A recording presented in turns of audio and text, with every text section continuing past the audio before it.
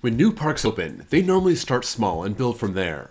It's expensive to get started, so for the most part, you don't see these parks pop up with an elite new coaster. That's why, when you do see it, it's that much more special and worth taking note. Today, I'm going to go around America and across 100 years of coaster history and find the best coasters that open with the parks.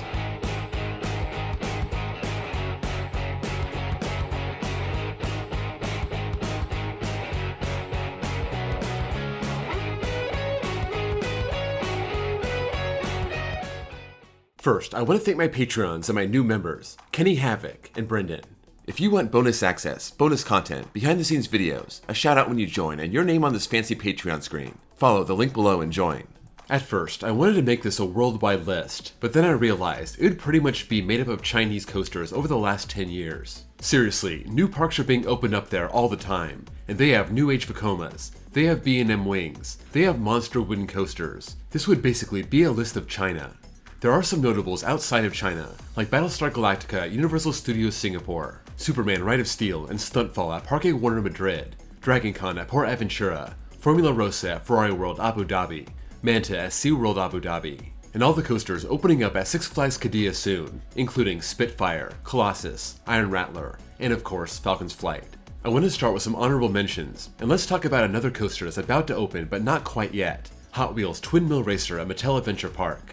When this park finally opens in Glendale, Arizona, this should be great. But we still don't know everything about this coaster, so let's wait and see how it is before we judge it. When the park at Oa opened in Foley, Alabama in 2017, it featured a Zamperla Thunderbolt called Rollin' Thunder. Now called Tropic Falls, this coaster still dominates the skyline with its 115-foot vertical spike in 4 inversions. It just doesn't run well enough to be on this list. The Rattler at Fiesta, Texas opened as the world's largest wooden coaster, using that quarry wall to its advantage. 5,000 feet of track, 180 feet tall. It was definitely a head turner, but its odd layout and the way it ran its course made this kind of questionable. Maybe it was awesome when it opened, but I don't know about that. Canyon Blaster was the headline attraction of the Adventure Dome when that opened in 1993. This indoor theme park in Vegas being connected to Circus Circus. This is still giving great intense rides today, one of the smoother aero loopers, but I couldn't quite find a spot for this in the list. Runaway Mine Train at Great Adventure did not actually open with the park in 1974. It was in fact delayed by 3 days, but as they say, close enough, I'm still counting it. This remains one of the best mine trains I've ever ridden more than 50 years after its debut, but in the end, it's still a mine train and I gotta leave it off. I have a trio of Schwarzkopf speed racers that helped kick off their park's reign. One was Zambezi Zinger at Worlds of Fun in 1973, and the others came in 1976, both called Willer's Whizzer at Marriott's Great America in California and Illinois. One didn't last long, one had a decent run, and one is still going strong today. So be sure to get to Six Flags Great America and ride Whizzer, because you never know when it may fall victim to the Six Flags axe. Valley Fair opened its gates in 1976 with a 70-foot custom wooden coaster, High Roller. This looks like a PTC, but was not built by the primary wooden coaster manufacturer at the time. It was built by the Round Horse Corporation, this being the only coaster they ever built, throwing this into the mix while they were building the rest of Valley Fair. Still a good ride, but not top 15 worthy. However, I did find room for another Woody to start this list. Number 15, Giant Dipper at Belmont Park, 1925. Opening on the 4th of July, this park was built by a sugar kingpin trying to sell land on Mission Beach, and he would use the 73-foot tall, 55-mile-an-hour, 2,600-foot long wooden coaster as his means to do it. This is by far the oldest coaster on the list, turning 100 years old last month, and it had its ups and downs, name changes, extended closures, but it's still open to this day and is a very solid wooden coaster. Not as good as its counterpart in Santa Cruz, but it holds its own after a full century. Number 14, Iron Shark at Galveston Pleasure Pier, 2012. This wasn't the original Pleasure Pier. The first one got destroyed by a hurricane in 1961, and then they had the USS Flagship Hotel here. That was damaged by Hurricane Ike in 2008 and demolished in 2011. So, until the next major hurricane comes by, we have the new Pleasure Pier, opening in 2012 with 16 attractions, the main event being this compact Gerstlauer Eurofighter, Iron Shark. This is a perfect boardwalk coaster, 100 feet tall, 95-degree drop, 1,246 feet of track and 3 inversions. And of course, just having a lap bar holding the riders in adds to the craziness. Number 13, Hiccup's Wing Gliders at Epic Universe, 2025. Not every park has a $7 billion budget when it opens, but Universal has the means to do big things, and they made it happen in 2025 at Epic Universe. Made up of 4 universes, the Isle of Berk has one big ride, Hiccup's Wing Gliders. an intimate launch family coaster that wasn't getting a lot of attention early on, but once the park opened, people realized how good this ride is. 2 launches, a great setting, some intense moments, a swing launch, a dark ride section, the train gliding over the grass and water, and this is one of the best family coasters in the country. Number 12, Minecart Madness at Epic Universe, 2025. Staying at Epic Universe but going over to Super Nintendo World, we have Universal's own patented boom coaster. This holds onto the car on the bottom track while using the top track for show. This allows the illusion of jumping the track, creating near-miss elements, splashdowns, climbing the stairs. The whole ride is one big trick, and that makes up for the lack of speed or forces. It's more of a show than a coaster, but it's one of the most unique coasters I've ever been on. This ride is a big winner, and it's no wonder it draws huge crowds. Number 11, California Screamin' at Disney's California Adventure, 2001. Opening in the old Disneyland parking lot, and back when the park was new and trying to make everything a California theme, the back of California Adventure featured Paradise Pier, in homage to the state's boardwalk parks. This high-tech intimate launch coaster was meant to resemble a classic wooden coaster, having big hills, swooping turns, and one vertical loop. It's not very extreme, but it's not meant to be. However, it is very long, one of the world's longest coasters at just over 6,000 feet, reaching heights of 108 feet, a top speed of 55 miles an hour, and it's just pure fun. It's now known as Incredicoaster, rethemed when Paradise Pier became Pixar Pier in 2018. Number 10, Megazeph at Jazzland, 2000. Before Six Flags turned this into Six Flags New Orleans, Jazzland opened in 2000 with 3 coasters, one clearly being their main event, Megazeph. This CCI wooden coaster had steel supports, stood 110 feet tall, hit 57 miles an hour, and had 4,000 feet of track. In short, this was a legit full-size wooden coaster and a great reason to get to New Orleans. It shut down with the park right before Hurricane Katrina in 2005 and never reopened, so I don't know too many people who got to ride it, but it did look pretty great, loaded with airtime hills, a long ride, and it's a shame it never got relocated. It stood there for almost 2 decades, finally demolished late in 2024. Number 9, Rebel Yell at King's Dominion, 1975. When Taft Broadcasting decided to build a second park, they wanted to replicate the success of the first park. That included an Eiffel Tower and a major dual-track wooden coaster, this one called Rebel Yell. Apparently, it was named after a bourbon. No, it wasn't named after a Billy Idol song, and when it changed its name to Racer 75 in 2018, there was a thought it had a reference to the Confederate battle cry. Regardless, this PTC wooden coaster stands 85 feet tall, hits 56 miles an hour, 3,400 feet of track on each side, mirroring each other going out and back, a classic high-capacity coaster that's still going strong today. Number 8, Racer at Kings Island, 1972. Before King's Dominion, there was Kings Island, Taft's first salvo into the amusement park market, and Racer was so well received, they just kept the ball rolling in Rebel Yell. But let's give the original its due respect. 88 feet tall, 53 miles an hour, 3,400 feet. It's not quite identical, but this is yet another mirrored PTC out and back wooden coaster. A coaster that inspired not just Rebel Yell, but a whole coaster revolution in the 1970s. A coaster that used to ride one side backwards and one forwards, and has gotten a lot of TLC over the years, so it's running as good as ever. A classic part of Kings Island and coaster history.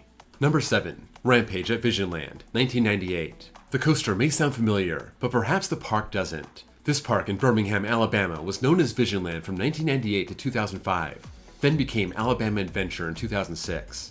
This park opened with a CCI wooden coaster standing 120 feet tall, maxed out at 56 miles an hour, and covered 3,500 feet of track.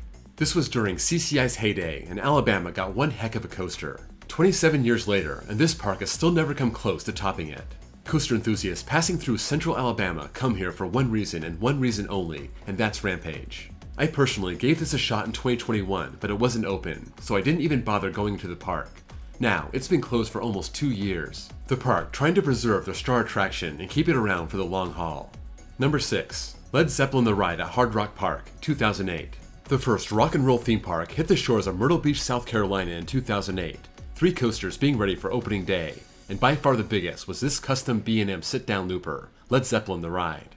This park may have been doomed from the start, given the bad luck of opening up during an economic disaster, but it wasn't for lack of investment. This was a legit B&M, the kind you don't see at startup parks. 150 feet tall, 65 miles an hour, 3,700 feet of track, 6 inversions, having a linear out and back layout.